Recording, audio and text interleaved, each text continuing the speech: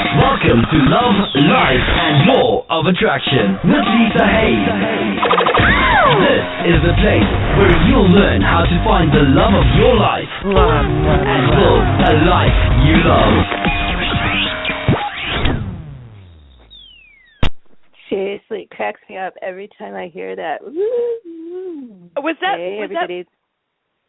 kissing in that intro? Was it mwah?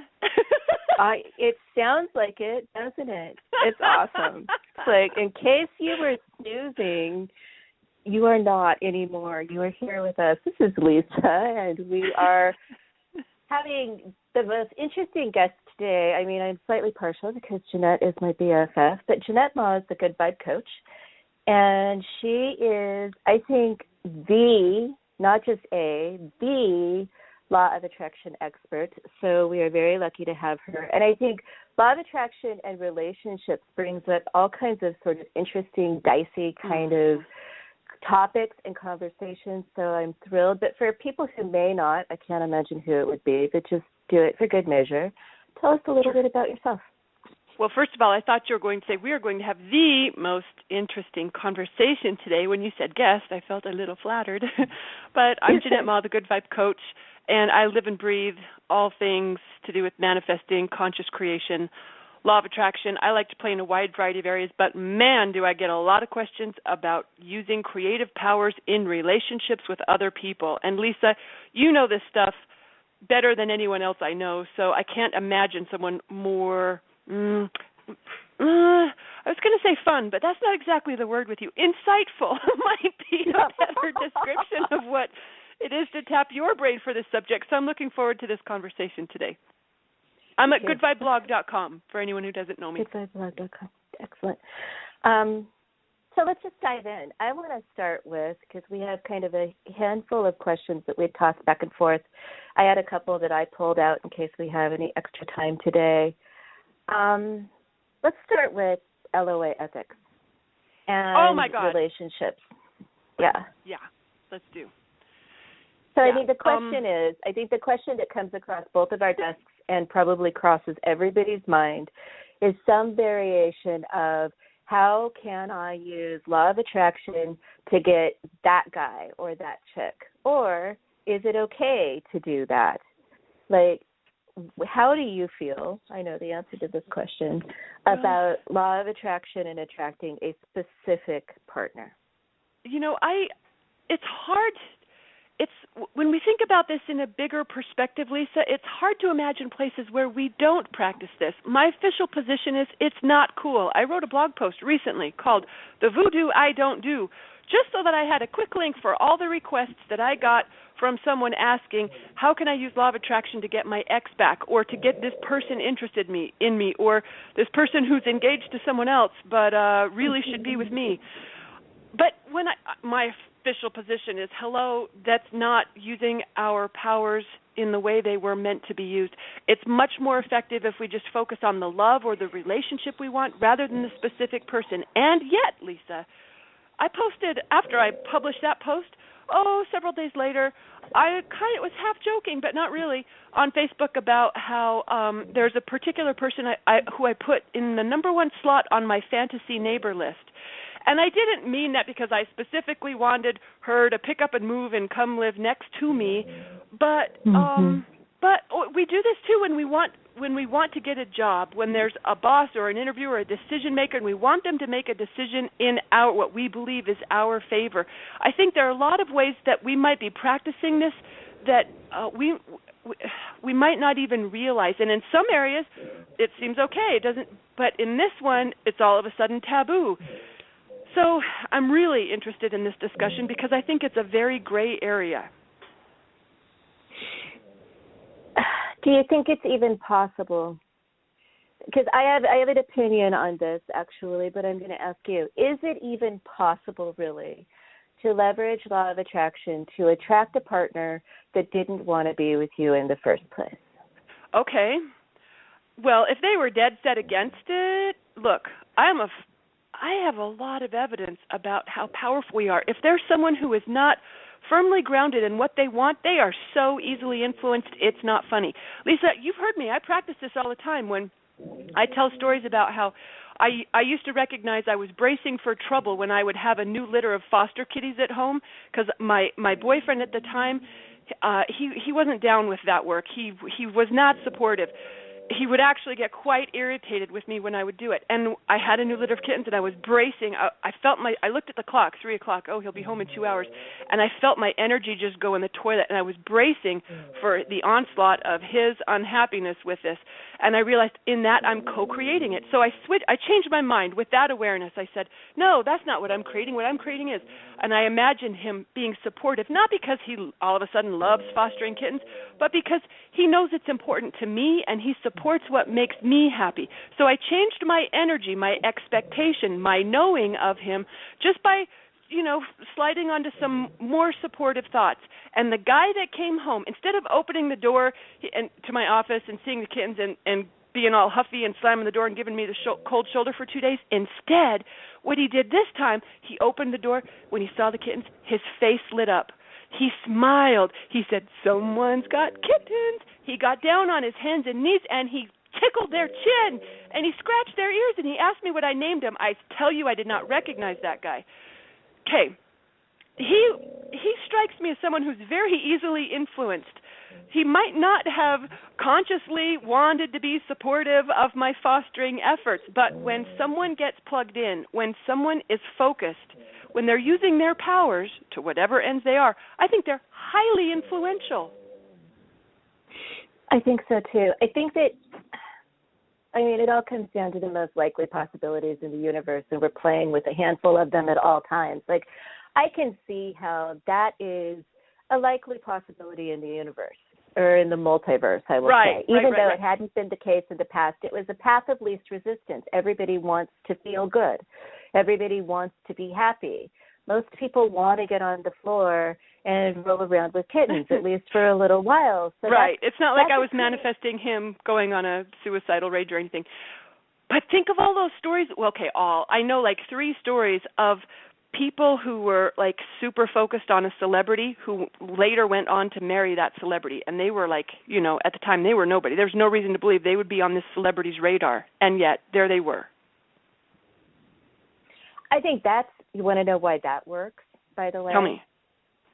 Because it's as Gina Gabellini would say, it's the wild hair intention. I will often ask clients to pick a celebrity muse, because you can play with that without the angsty, ridiculous, oh my God, please look at me, energy. Like when somebody's got the hots for a celebrity, it's just for fun. It's just for fun, right? Unless they're a serious stalker. Yeah. And then they're going to jail. But look, I've been on the receiving end of this energy. Do you remember my story about my very first experience with law of attraction? I thought it was a bunch of hooey. Mm-hmm. I only did this because I had a personal rule. So I practiced the scripting. Miracles unfolded. My boyfriend at the time, it's a different boyfriend, watching it happen. The next thing, and I'd been in a dark place. Breakdown, depression, these were not words that were exaggerating my state of mind.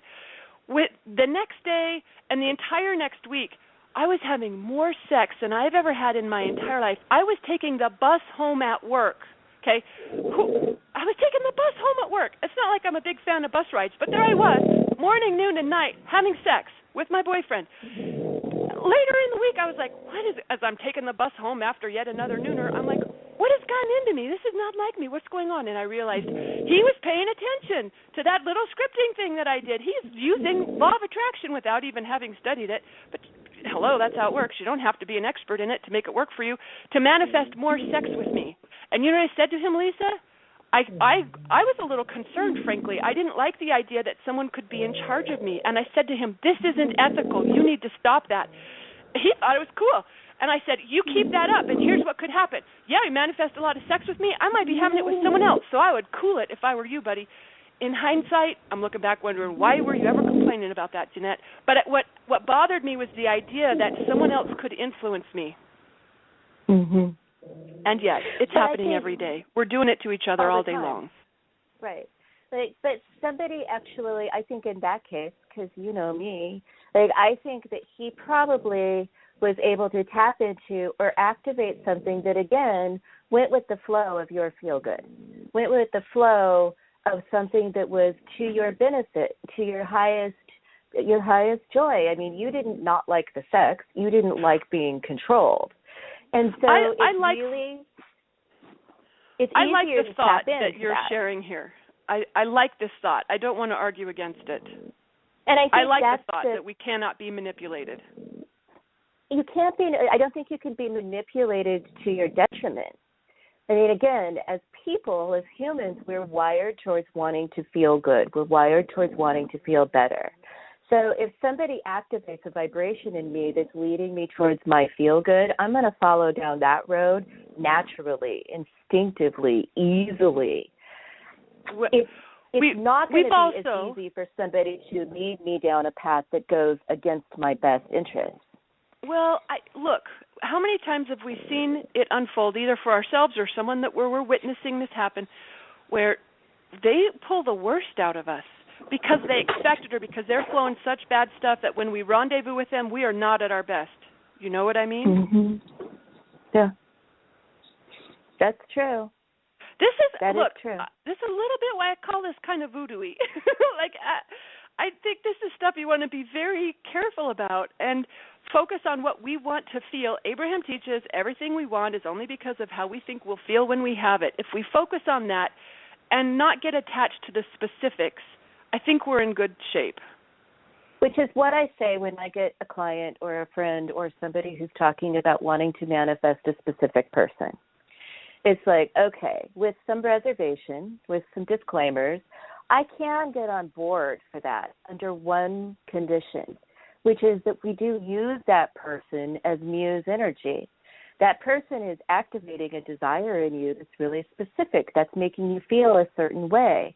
You've got a strong something flowing there. So we can focus on that as long as activating the energy feels good, and you keep the door wide open. Because the universe might deliver what you're really looking for, which is not that person. It's these feelings in a different form. If you can't agree to keep the door wide open, then I can't get on board for that work. You know, that's exactly what Mike Dooley teaches too. He says you can use specifics if it for the vibrational purposes only, not because you need it to look exactly like this, because it's what helps you feel it more strongly than anything else. I agree with you on that, and I think that's really easy for people to lose track of when attachment starts to be part of that vibration. It's easy to fool themselves or to try to wish it away. You were making I think it's the only reason we ever desire anything, by the way, and I always try to explain this, and I never get it right, so you might have to bail me out here. The only reason we ever desire anything is because there's something about that thing that's well crafted enough to move us in the direction of our highest joy. I mean, that is the only purpose of a desire. So if I'm desiring this person, that desire, until it gets to be sticky attachment, is moving me in the direction of a really strong feel-good, a really high vibing feeling. Like, that is the only reason. All of our desires are perfectly crafted to get us to our highest states. Right. And I think it's a little bit arrogant of us to think that we know how that's best delivered. Because if I get focused on whether it's a love interest or a job or a home or whatever, if I think this is the best path for my happiness and I discount the bigger picture, universe, whatever you want to call higher power, that knows way more than I do. Like, I might have my eyes set on this guy, and it turns out, you know what, he's still got a thing for an ex. He's never going to be able to fully give his heart to you because he's still hung up on someone else. If universe steered him out of my path because I'm vibrating rich, rewarding, true love, and universe knows he's not your guy, it's crazy for me to think that I know more than higher power does. Which is why the door's got to stay open. I agree. Use the energy. Use the muse, but don't get attached to the person. Use the muse of the car. Use the muse of the lover. Use the muse of the house, but don't get attached to the address. How creepy is it when I intend things like, I have probably intended for my neighbor to let his dog in on a cold night. I have probably, look, for as much as I say that voodoo I don't do, that's is that crossing a line in your opinion? How do I know what's best for him to bring that dog in? I mean, obviously, I think I know that dog is better off inside in a warm place than in a freezing Utah cold winter. But is that creepy that I'm doing that? I think there's a big difference between that. So that is, it's a generous intention. It's rooted in compassion. It's coming from a place of sort of recognizing whatever's in that moment. Like, that's really different than like setting up an altar and a vision board and listening to guided meditations with somebody's name in them all the time.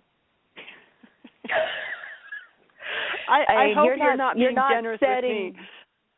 No, I mean, of course we do that. I mean, and I don't think there's anything wrong with. Well, wouldn't it be cleaner if what I said was just, whatever is in highest service of this dog? Maybe I could add a person in there. If I just said that and released attachment to what it looks like. How do I know? Maybe, look, I have had chows. They do sometimes prefer to be outside. I don't know. My big spiel about how it's so arrogant for me to think I know what's best, and yet there I practice it, thinking that's cool. Yeah, it would be cleaner to say whatever's in the highest. Yeah, that would be cleaner. Oh, my goodness, Bella, please. She's listening to us have conversations about dogs, and she has an opinion. Of course that would be cleaner. But we're born with desires for a reason. So I would say, actually, that in a universe where all things are connected, where we are not separate, where you can't actually cut yourself off from the experience of that dog, that desire that you feel may be the pull of the universe asking you to move some energy to get the dog inside. I don't think we're that separate. Oh, I like that idea too. But again, you didn't set up an altar to the safety of the dog, did you? Are you setting up altars in your bedroom? But no, now that you mention it, no. Tell me how that works, my friend. No, I'm just joking. I cannot tell you how many times I'll respond to someone saying, yeah, okay, here's why you probably don't want to do that. And they'll be like, yeah, I get it, but really, how do you do it? Just give me a hint. It'll be fine. I won't misuse this power. I'm sure he wants to be with me, too. Right, so that's the cue, though, right there, okay? The word that you just used, fun. If you're doing it and it still feels fun, rock it out. I'm just going to say that. Like, I don't think there's right and wrong or good and bad and good desires and bad desires. If you've got the hots for somebody and you're using law of attraction and you're playing with that with fun energy, you're clean. If it starts to get darker, if it starts to get stickier, as Abraham would say, if it's turning on you, you get out, because that's your cue. It's not a right and wrong. It's a feel good or feel bad. So, I mean, if you want to set up an altar to your neighbor's dog's well-being and you're laughing about that and it's light and you giggle every time you light the candle and that feels like a joyful expression of your creative powers, go for it. But chances are, if you're really dialed down on, oh, my God, I want Rod, the guy who works in the tech department, like chances are high you're not going to be able to stay in that fun, light, giggly, creative, expansive energy. Fun might be the compass point, I think. Well, we know, that's powerful energy there. Anytime we can get lighter with something, and that's why that wild hair works so well that you referenced earlier, right? When you approach something like that, that's magic energy because it is free of attachment. It has no charge on it. And I've seen that wild hair. I mean, I've seen people. I had a client a couple of years ago who used a celebrity wild hair, her celebrity muse, and the guy that she is married to now looks so much like that man. It's unbelievable, except I believe he's probably more awesome.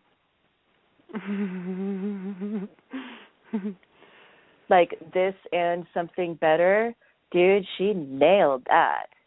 But she didn't have a lot of attachment to, Pierce Brosnan. She was able to spin the energy. I think if a person truly were highly self-aware and they paid attention to how something felt, they can feel when it starts to get a little kinky, a little not so clean. Mhm. And I think that's the hardest part about deliberate creation is being honest with ourselves about that. When is this clean and when is this not clean? I mean, old school Abraham, you probably remember it. Old school Abraham used to say, get in and get out. Get in for 30 seconds, and then the minute it shifts, get out. Get in for 60 seconds if you can, and the minute it starts to turn on you, the second, the moment it starts to shift, get out. And we know the difference, but when we're really in a strong state of attachment, we're willing to override that. We're willing to override that and just continue to scrunch our butt cheeks together and grit our teeth and try and do the work. Agreed. And so intending, so that makes me wonder, Lisa, if just we could save ourselves a whole lot of manifesting effort by just intending our highest well-being and calling that good instead of thinking we have to micromanage our way to happiness. I think we have to intend our highest well-being, but then we also have to activate it. Intending it in and of itself is not necessarily enough. You can't want something bad enough to get it. You've still got to be willing to be it. Agreed. Okay, should we do the next question? Let's do. What else are we playing with today? Next question was, why do people get so hung up on needing someone else to deliver their happiness? Yeah, even for people who know, theoretically, intellectually, that external circumstances cannot change how we feel. That's always an inside job. Even people who theoretically know that, I know because I've been one, where I get attached to something happening or not happening in order for me to feel better. It's happening right now. Today I've got kittens who are taking the next step to their permanent homes, and man, I could feel myself getting wound up about how important it feels that they go to perfect, permanent, loving families. And that's me suspending my good vibrations for a particular outcome. In the context that question comes to me is usually in the form of, my life is going to feel complete once I find my true, your soulmate. You get that one a lot too, right? Where your book came from, correct? Yep.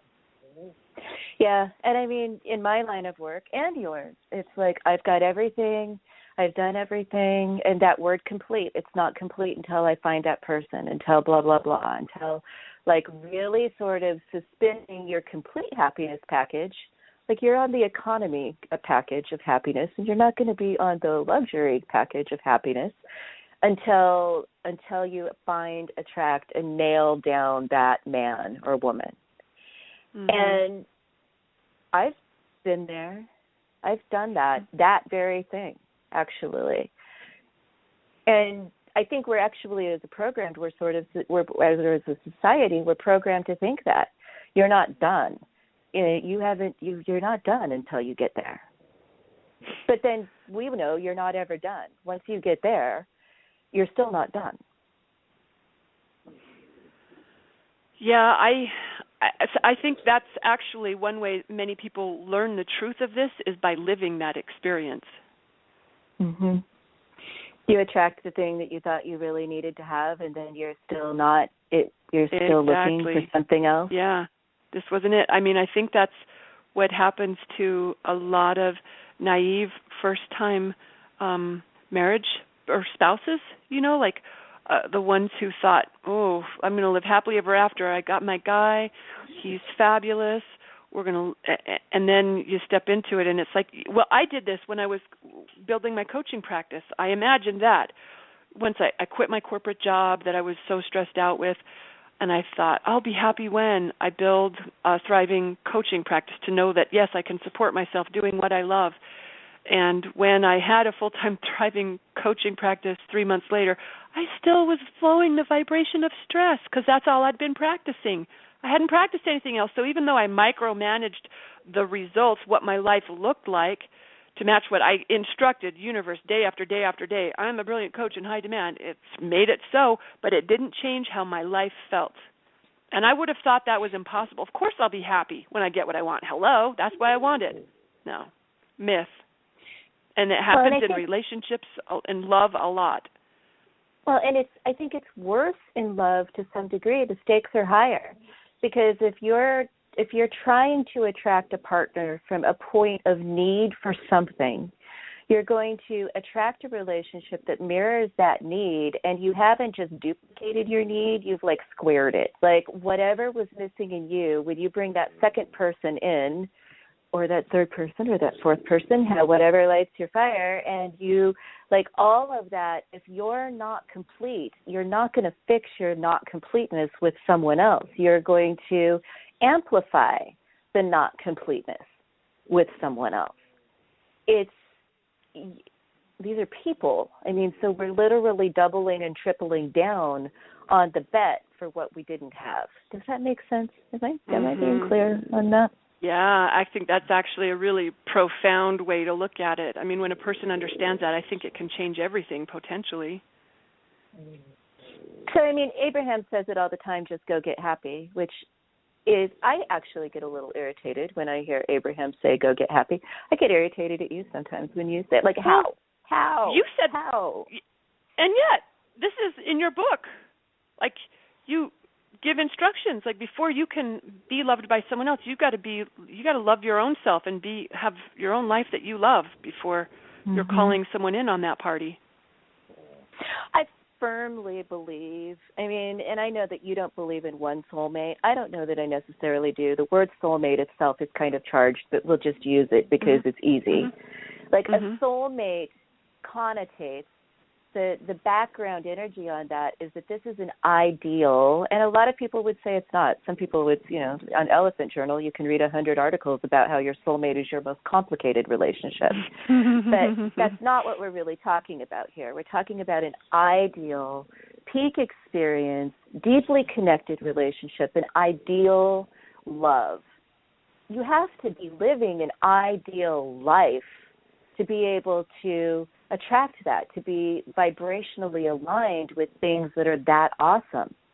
It's not possible to get in that vibrational territory if you're living a subpar existence on your own. And I mean, subpar existence might be rocking in a lot of ways, but if you're not at your highest vibrational state, it doesn't make any sense to think that you can attract a highest vibrational relationship from that point. It's just not going to happen. Yeah, and again, I think people who are familiar with conscious creation can understand that theoretically and still not necessarily practice it. I know plenty do. Plenty do. But the ones who reach out for coaching are the ones who are often still struggling with that aspect of it. So, I mean, I think it's relatively, I'm going to use the word easy, and I giggle. It's relatively easy.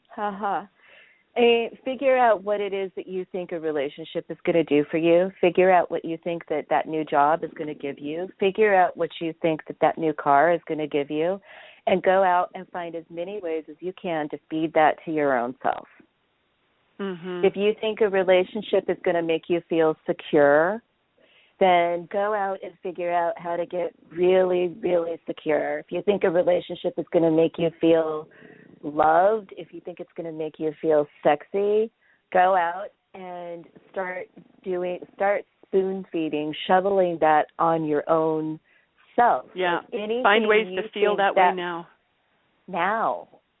And you and Well, we always land in the same place. I mean, that's a vibrational thing with you. I kind of like the action approach. Like, if you're looking for this kind of energy, go do it. Right. It's vibrational both ways, but sometimes it's the action that helps us get there better. Where a lot of people get hung up on that instruction, Lisa, is that I can't feel this way alone. That's why I want someone in my life in order to help me feel that, because this isn't something you can feel solo, which would tell me what you respond when you hear that. You're not going to feel it together either. I mean, I told this story yesterday on my interview with Matt O'Grady, and I've told this story a lot of times before.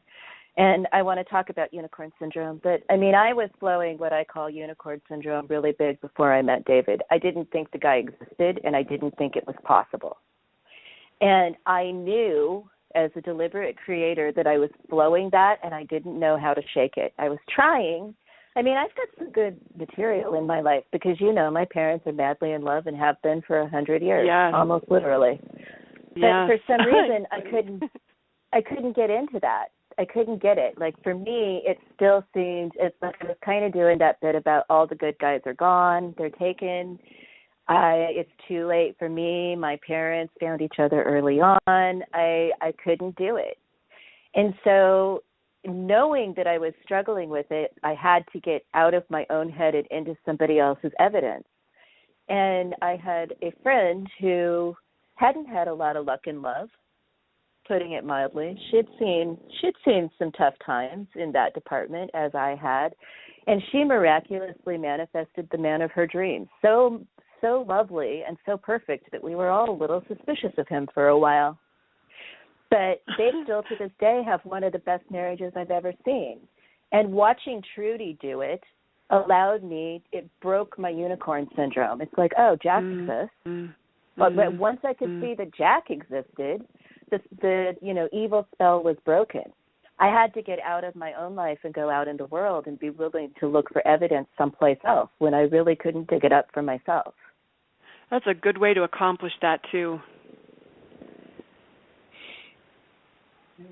So let's talk about Unicorn Syndrome for a second. Were you going to say something else before I shift gears? I was just going to say, I'd like you to elaborate on Unicorn Syndrome. When you're trying to attract something you don't believe exists. Like, dude, I totally want a pet unicorn. I've got chickens in the backyard. They've got a lovely coop. And I think a unicorn in the backyard with the chickens would be awesome. And I've seen pictures of unicorns. And I have even gotten online and looked at pictures of strange animals that have horns coming out. You know, maybe there is a unicorn. I think a unicorn would be awesome. But I'm not on Craigslist looking for one. I don't believe it exists.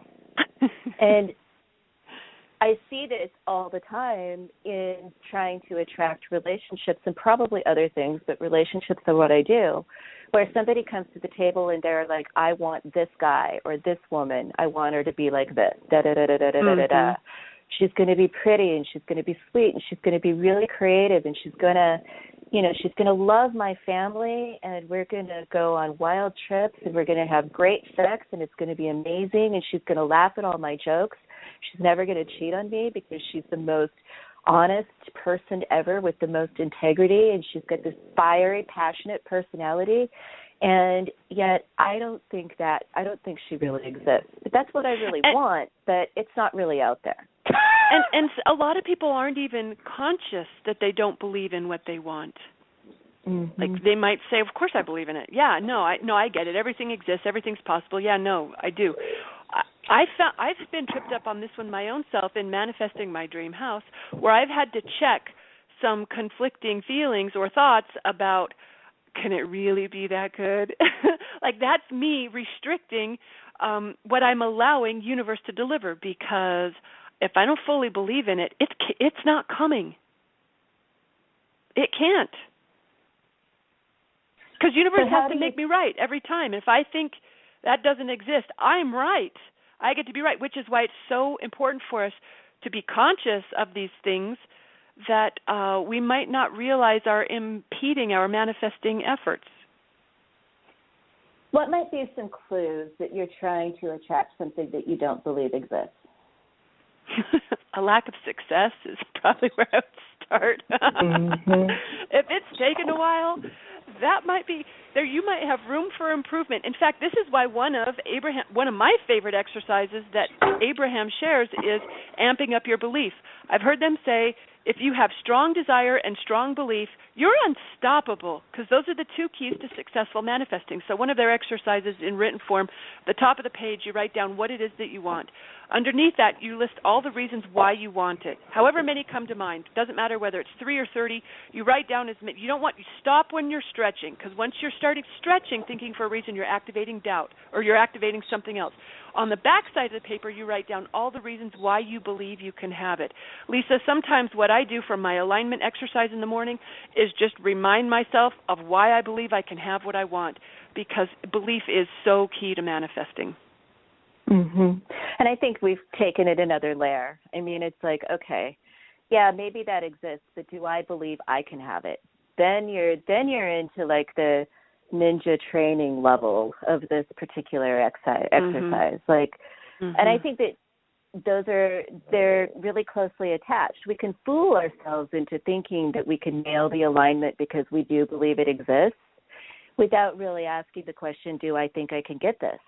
Like, I didn't have any doubt when I was dating that there were great, amazing, awesome, super hot, really successful, fantastic, ultra spiritual men on the planet who were single. I believed that. A lot of people don't even believe that much, but I knew that was true. I had a Match.com account. It's like a man catalog. Catalog. But they weren't showing up in droves at my door. It wasn't that I didn't believe they existed. It was that I didn't believe, I was not giving myself enough reasons to believe that I could have that. Yeah, and look, worthiness comes into play here. And again, this is something that most people aren't even remotely consciously of, or remotely conscious of when they don't feel worthy of what they want. But it can kink a lot of manifesting parties.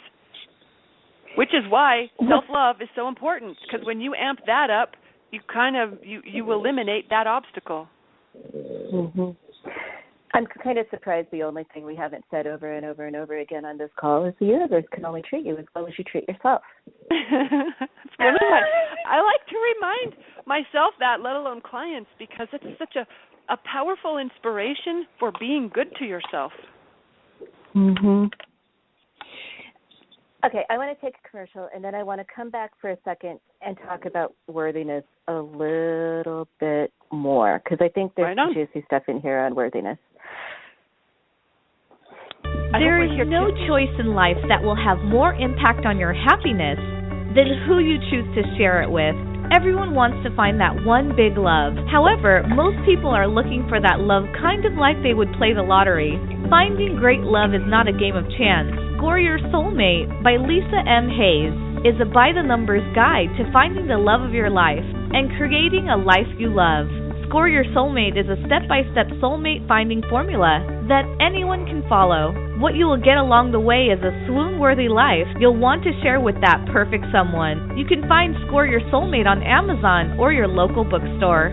Get your copy and start your journey to happily ever after today. Lisa, before we talk about worthiness, can I say something? Mm-hmm.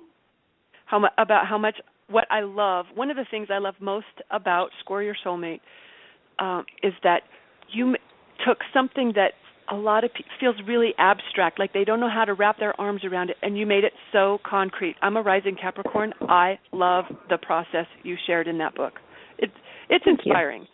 Yeah, it's amazing. And I also wish your commercial had smooching sounds in it. I almost made them. I don't know if we're muted for commercials or not, but I had to mute myself to go. Only because I think I heard that in the intro for your radio show, not for any other reason. I just I loved that. I was thinking the other day, like, I haven't even properly thanked you for giving me the title Score Your Soulmate, because you were the one who came up with that. Shut up. I thought that was so brilliant. You. I had no idea that came from some inspiration for me. How cool is that? It was flat out you. We were on the phone one day, and I ran through the process with you, and you were like, oh, I'm going to go look for scoreyoursoulmate.com. It's like, oh. Stop it. Wow. I've been telling people how much I like it. I'm like, it's score on. It's not how you might be thinking because it works on both levels. That was your genius. You did it. Super good. All right, let's talk about deserving. So I'm going to say something that's going to raise some eyebrows right now. Ooh, I love it when you do that. Wrapping back around to our original question, I'm not positive that if you are fully standing in your righteous, God-given, I'm going to use that word, your birthright of deserving, in your highest joy with the light of all things amazing shining on you, that you would ever be asking the question, how can I manipulate the law of attraction to attract this one specific person? I think possibly that if you are asking that question, if that is coming up for you, or questions like that are coming up for you, you are not far enough in to the delicious, wonderful joyride that is utter, absolute deserving, because if you were, first of all, you would be attracting all the lovely things you want anyway, but you would so strongly be standing in a feisty place with the universe being like, well, that person obviously doesn't deserve me.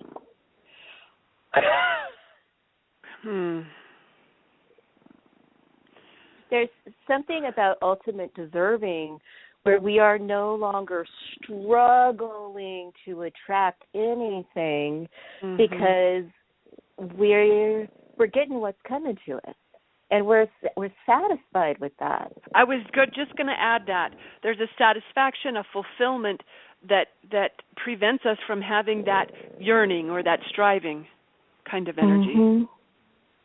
And for somebody who really wants to attract the guy that they're specifically looking at, that's probably going to piss them off to say, I think you're looking for this because your state of deserving isn't strong enough, but I will stand there anyway. Well, and that's why that self-love to the rescue again, right? Mm-hmm. That's how we remedy that situation. I've maybe met one person who couldn't benefit from practicing self-love. I think that might have been Byron Katie, but everyone else I've ever met, seems to me we could all benefit from enhancing how we feel about ourselves, how we treat ourselves in thought and in action. How often do you start with a new client or a previously existing client or a conversation with me? How often do you start an encounter with anyone where self-love isn't the first thing you talk about? Well, look, I've heard Abraham say for some people that might be too big a stretch. It might be too far for them to go, so they're better off practicing love in general on something outside of themselves because it's just too challenging to direct that energy on oneself. And yet, that's why I wrote an ebook on the subject. I don't think there's anything that is more conducive to happy living, to getting what we want, whatever you want to call it, than practicing self-love. I think that's I think that's where, if that's all we paid attention to, if that's all we practice, I believe all our dreams will come true. We don't even need to know anything else. Just learn how to love yourself. You know what, Lisa?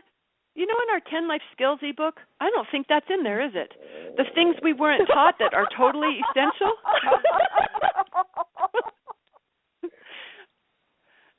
I could be wrong, but I don't think so. It wasn't my chapter, so I'm not responsible. Oh, it kind of was, actually. That is not true. It kind of was my chapter because my chapter was about mastering self-care. I'm going to move away from the snoring dog. Can we just talk about that? Self-care. How many people think is self-love in motion? What a beautiful definition. I can't tell you how many people I talk with who think they've got self-love mastered because they have a regular massage, they get their nails done. You know, they think they're self-love queens because they're practicing self-care. I'm like, there's a distinction. There is a distinction. I think that the distinction comes in what's driving your self-care. Because, if I have somebody who says to me, okay, I do self-care, I'm getting my nails done, I'm going to the gym every day, I spend 45 minutes on the treadmill, I blah, blah, blah, blah, blah, blah, blah, blah, blah, and the massage is just like the thing that you can do to get on to the next day. Sometimes we frame self-care in a very self-punishing way. Like I'm doing agreed. this so I can be different than I am. Oh, yeah, like not... if we're doing what we're supposed to be doing, I'm eating right, I'm following my diet, I'm meeting with my trainer, I'm doing the work. That might meet some people's definition of self-care, but you're right. The energy you do it with, that could actually be self-punishment or self-hatred or self-loathing. And for some people, it could be because it isn't the action itself. You're right. That's a distinction I hadn't thought of. What I was thinking is that people who think they're doing the things that are to be good to themselves, they might be missing a really big boat in how they're talking to themselves, their self-talk, and the things they make themselves do in life. Like if you're working a job you hate, or you're in a relationship that isn't where you're meant to be, self-love is not present. No. No matter how many massages you're getting. Hello. Right. If you're doing self-love either just to get by, the massage, or doing self-love because you want to be different than you are, that's the opposite of self-love. If you are doing something to yourself every day, going to the job you hate, and you're getting a massage every week so that you don't have migraines for the job that you hate, that is the opposite of self-love. I've been there. I know that drill, girlfriend, because I've had that standing appointment. And those things might give you relief. It doesn't mean they're not good things to do, but you've got to go deeper. Your work is not done here. But I hear it all the time. You know, self-love sounds like a good idea, and I get that we're supposed to love ourselves. I have absolutely no idea what that actually means. I have actually no idea how to do it because I don't feel it, to which I would say sometimes you got to get your ass in gear and let the feelings follow behind, which sounds particularly anti-LOA. But sometimes you have to treat yourself the way you would treat someone else that you love, like the behavior, the habits, the demonstrating to yourself that you're worthy of that kind of care and tenderness, and the feelings do eventually follow. But sometimes you got to lead that show because you got to get in motion. Just waiting until you love yourself to treat yourself well is probably not going to work, and it's probably not going to yield really good LOA results either. You know what? It seems to me whenever I start talking self-love with my male clients, it's not unusual for them to say, "I don't even know what you mean by that. Can you explain?" When I talk with women, and I've had a couple women say that too, but a lot of women who especially have spent time, in the self-help section of the bookstore, will say, "No, yeah, I get it. Self-love, yeah, it's important. Yeah, I feel pretty good about myself, and I think we're good there." They genuinely believe they're like covered here. Could we talk about something else? They want to know the secret to manifesting whatever it is they engaged my services for. This is it. Self-love it's the way there. And I agree with you, Lisa, that very often the best way for us to practice it is to imagine how would we treat someone else. If this isn't something we would do or say or think to or about someone that we love, then don't do it to or think it about your own self. Sometimes that's our best way into it because we know how to love others often. And look, let's be honest. A lot of us, the love we have for the people in our lives is not unconditional. So sometimes our best stand-in might be our dog, our cat. I always use my ex-boyfriend as an example. He loves his golf game. He is so good to his golf. He makes time for it. He invests money in it. He talks about it. He prioritizes it. He invests in it. So sometimes the way we can find our best practice for loving isn't always another person in our life. Sometimes you got to use your cat or your dog. I use my imaginary daughter. I don't have any kids, so I often will say, what would I want for my imaginary daughter if I'm having trouble knowing what the loving thing for myself is? Most people know the answer to that question, so I think that can be a good way into the practice. Because you're right, a lot of us don't. This isn't something we were taught to do when we were little. We were taught we needed to change, to do something different in order to be loved by our parent or teacher or boss. Mm-hmm.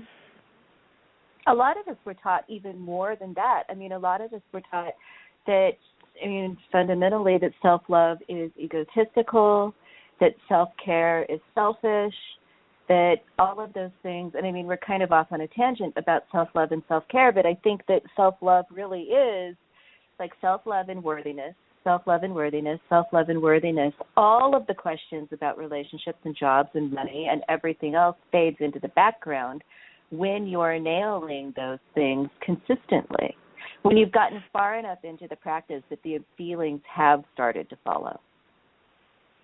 Lisa, what would you say is the thing that you practice that contributes to your vibration of self-love most? If you were just going to pick out one thing that makes the biggest difference in your feeling of self-love.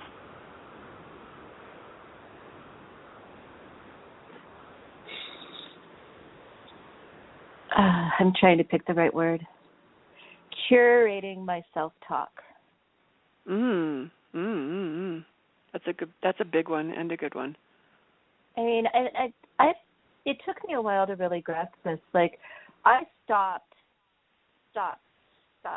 broke the habit. I stopped myself from thinking shitty thoughts about myself. Like, I got that was happening. I got how frequently it was happening. I could see clearly through the multiverse what that was creating in my world, and I just stopped. But for a long time, I didn't replace them with other thoughts that were loving and nurturing and supportive. So it was almost like I quit thinking about myself at all, because, I mean, there was a void of loving energy that did not come in behind breaking that habit, which is why I say curating. I mean, it's not just about breaking the habit of negative self-talk, which is huge, and everybody should do it, but it is about then following up behind that with a carefully selected collection of artisan, supportive, loving, and nurturing thoughts. Yeah, I think, again, what have I said this like 4 times? How easy it is for us to not be aware of the way we talk to and about ourselves. Mm-hmm. What would you say your biggest one is? Well, I don't know what my biggest one is that contributes to my vibration of love, but the one I've been getting the most bang from the buck for lately, meaning the one that I practice the worst but I'm getting better at, is not making myself do stuff that is not my highest joy. That is turning out to be really, really huge for it. And every time I do it without apology now, I said it today. Someone wanted me to do something, and my answer was, you know what, that's not my highest joy. I'm going to pass on that. And it seemed like a thing that I should do. It kind of seemed like this is under your responsibilities. This is definitely an expectation many people have of you for a very good reason. And yet, it was not my highest joy. And that was reason enough for me to opt out of it. And people, they didn't think some very nice things about me. And I, guess what? I don't care. Now, that's not all the time in every situation, but I'm getting so much better at it. So much better. Yeah.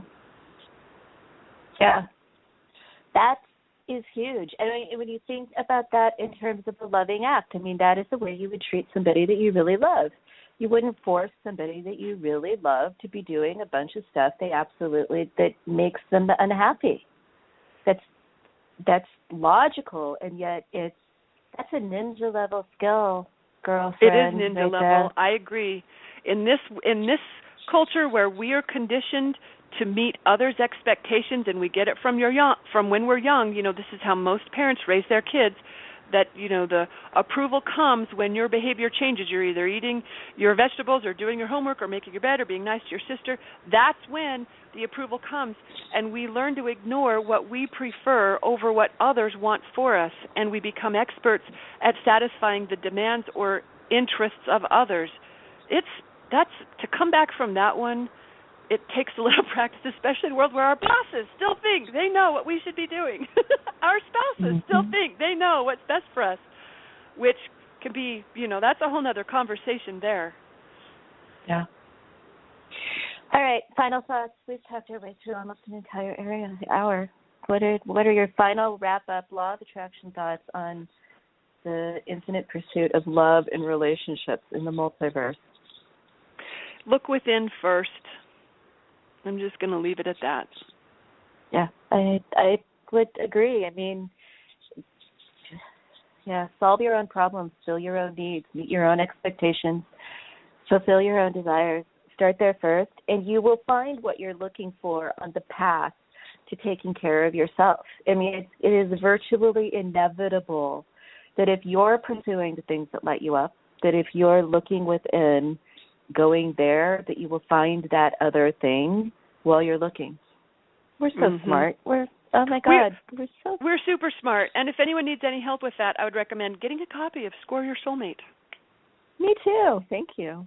I adore you. Thank you. So one more time, where can people want to get in touch with you and connect with your genius?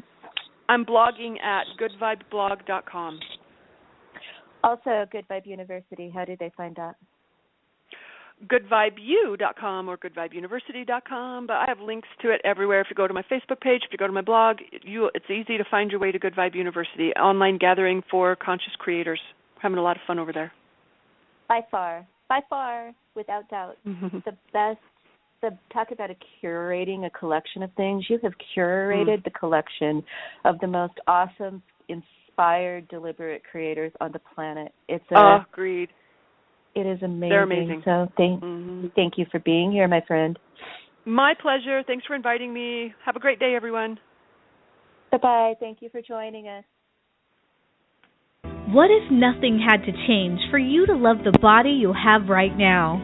Everyone says you need to love yourself, but if you don't know how, self-love feels like a sugary sentiment that doesn't really mean anything. Body Love Bootcamp will teach you the mechanics of self-love. You will learn to treat yourself and your body like you are worthy of love, not later, but now. Loving your body now doesn't mean you've given up on change. It means you're treating your body with the kind of respect that change is made from. So, if you're ready to get off that diet roller coaster thrill ride once and for all, check out Body Love Bootcamp today. www.bodylovebootcamp.com. The body of your dreams just might be the one you have today. www.bodylovebootcamp.com.